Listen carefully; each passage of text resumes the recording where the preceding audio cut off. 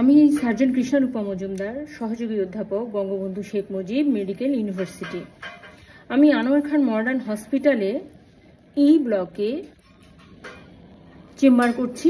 এই মুহূর্তে আমি লেজার অপারেশন করলাম। লেজার অপারেশন নিয়ে আমি আপনাদেরকে যখনই সময় পাই ছোট ছোটভাবে কথা বলার চেষ্টা করি।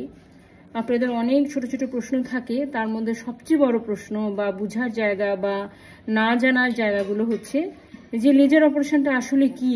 এটা কি ফেসে যেভাবে লেজার দেয়, হয়তো বা কোনো দাগ বা মেস্তা বা কোনো মোল, এগুলো যে লেজার পদ্ধতিতে যে এগুলোকে নির্মূল করা হয়, মলদ্বারে লেজার অপারেশন কি সেরকম? এরকম মানুষের একটা সবসময় একটা কোয়ারিজ থাকে। না, সেরকম না। মলদ্বারে লেজার অপারেশন সম্পূর্ণ ভিন্নতম একটা পদ্ধতি, যেটাকে বলা হয় লেজার প্রক্টোলজি। এবং লেজার প্রক্টোলজির যে বিষয়টা, সেটা মুখে বা শরীরের অন্যান্য জায়গায় যে লেজার পদ্ধতি ইউজ করা হয় তার থেকে সম্পূর্ণ আলাদা। এটা একটা মেশিন থেকে লেজার রশ্মি বের হয়, সেটা একদম চিকন একটা চুলের মতো, থিন একটা চিকন সুতার মতো একটা প্রবের মাধ্যমে রশ্মিটা বের হয়, পিন পয়েন্টেড রশ্মি বের হয়। সেই রশ্মির মাধ্যমে মলদ্বারের ভিতরে একদম 10 সেন্টিমিটারের মধ্যে এলাকায় লেজার রশ্মি দিয়ে আমরা পাইলস, ফিস্টুলা এবং পলি বা আলসার এই সমস্ত সার্জারি করে থাকি। অনেকে মনে বলে যে লেজার সার্জারি দিয়ে লেজার এই পদ্ধতিটা ব্যবহার করে ব্রেস্টের কোনো অপারেশন করা যায় কিনা, কিন্তু না। লেজার পদ্ধতিতে কিন্তু ব্রেস্টের অপারেশন পৃথিবীর কোনো দেশেই হয় না। হয়তোবা যদি ব্রেস্ট লেজার কোনো মেশিন বের হয় তাহলে হয়তো সেটা করা যেতে পারে ভবিষ্যতে, কিন্তু এটা লেজার প্রক্টোলজির জন্যই নির্ধারিত মেশিন। এবং এটা যেহেতু খুব সেন্সিটিভ একটা জায়গা, এখানে অপারেশন দেখানো কোনোভাবেই সম্ভব না। কিন্তু পদ্ধতিটা আমরা কিছুটা বলে দিতে পারি যে রুগীকে সম্পূর্ণভাবে অজ্ঞান করা হয় না, কোমরে একটা ইঞ্জেকশন দিয়ে পিঠে, যেমন সিজার পদ্ধতিতে যখন বাচ্চা বের করা হয় ঠিক সেরকমই কোমরে একটা স্পাইনোকের নিডিল দিয়ে সেখানে একটা ওষুধ দিয়ে সেখানে অবশ করা হয়। কোমর থেকে নিচ পর্যন্ত অবশ থাকে 4-5 ঘন্টার জন্য, কারো ক্ষেত্রে 3-4 ঘন্টার জন্য। কিন্তু অপারেশনের টাইম রেডি হতে যতটুকু সময় লাগে, কিন্তু অপারেশনের ঠিক সময়কাল হচ্ছে 20 থেকে 30 মিনিট।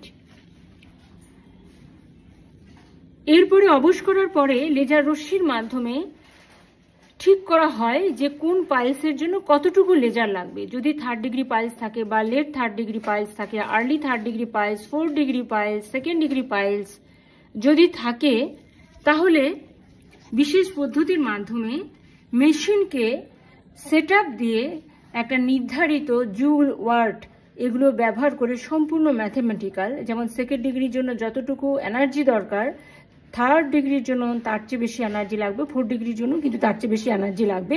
এবং টাইম মেনটেনটা ইজ ভেরি ইম্পর্টেন্ট। মানে একটা পাইলসের জন্য, পাইলস সাধারণত একটা মলদ্বারের চারিদিকে থাকে না। এটা হচ্ছে ঘড়ির কাঁটা যদি আপনারা চিন্তা করেন 3, 7 এবং 11 o'clock পজিশনে পাইলস থাকে, এবং এর বাইরে যদি থাকে পাইলস, সেটাকে আমরা ভেবে নিব যে এর সাথে অ্যাসোসিয়েটেড কোনো রোগ আছে কিনা বা ক্যান্সার জাতীয় কোনো রোগ আছে কিনা। সেক্ষেত্রে যদি আমি 2nd degree piles 3 o'clock or 7 or 11 o'clock পজিশনে যদি আমি লেজার ইউজ করতে চাই, সেখানে কিন্তু সময়ের ব্যাপার আছে। এবং এত কম সময়, যেটা 1 মিনিটও না, 2 মিনিটও না, জাস্ট সেকেন্ডের। কোনো জায়গায় লেজার রশ্মি যদি আমাকে 5 সেকেন্ড দিতে হয়, সেই ক্ষেত্রে যদি কেউ 10 থেকে 12 সেকেন্ড দিয়ে দেয় বা 8 সেকেন্ড দিয়ে দেয়, তাহলে কিন্তু লেজার সার্জারিটা সাকসেসফুল হবে না। এবং 3টি লেয়ারে, উপরে, মাঝে এবং হেমোরয়েডাল, ইন্ট্রাহেমোরয়েডাল বা পাইলসের ভিতরে, এই যে আমি রশ্মিটা দিব এবং কতক্ষণ সময় ধরে দিব, লাইট কখন অফ করতে হবে, কখন অন্ধকারে অপারেশন করতে হবে, এটা কিন্তু সম্পূর্ণভাবে একটা ট্রেনিংয়ের part. Without training, without laser surgery training, এবং এইভাবে কিন্তু সার্জারি করা কারো পক্ষে সম্ভব না, কারণ this is very much meticulously handle and trend surgery. Without training টাইমের হিসাব করে সার্জারি যখনই কেউ করতে যাবে তাহলে আউটকামটা ভালো আসবে না। অনেকে বলে যে লেজার সার্জারি করার পরে আবার হতে পারে কিনা, সেটা তো ডিপেন্ডস সার্জন। এটা নির্ভর করবে, অনেকগুলো ফ্যাক্টর থাকে, এটা সার্জন রিলেটেড ফ্যাক্টর থাকে, মেশিন রিলেটেড ফ্যাক্টর থাকে এবং পরবর্তীতে পেশেন্ট রিলেটেড ফ্যাক্টর থাকে।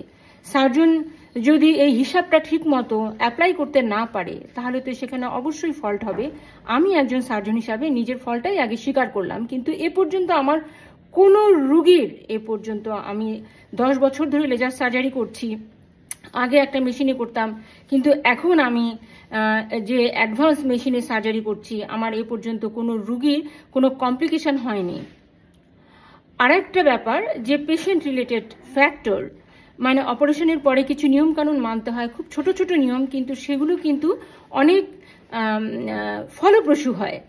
যেমন অপারেশনের পরে কনস্টিপেশন হওয়া যাবে না, রুগীকে বেড রেস্টে থাকতে হবে। যদি এটা একটা ডে কেস সার্জারি এবং হসপিটালে রুগীকে খুব কম সময় থাকতে হয়, 8 থেকে 9 ঘন্টা, ম্যাক্সিমাম 10 থেকে 12 ঘন্টা, কিন্তু কাটাছেড়া করে কিন্তু রুগীকে মিনিমাম 5 থেকে 7 দিন থাকতে হয়, কারণ এখানে রিয়াকশনারি হেমোরেজ, সেকেন্ডারি হেমোরেজ এবং প্রাইমারি হেমোরেজ হওয়ার পসিবিলিটি থাকে, এবং সেটা লঙ্গ অপারেশনেও থাকে, কাটাছেড়া করে অপারেশন করা।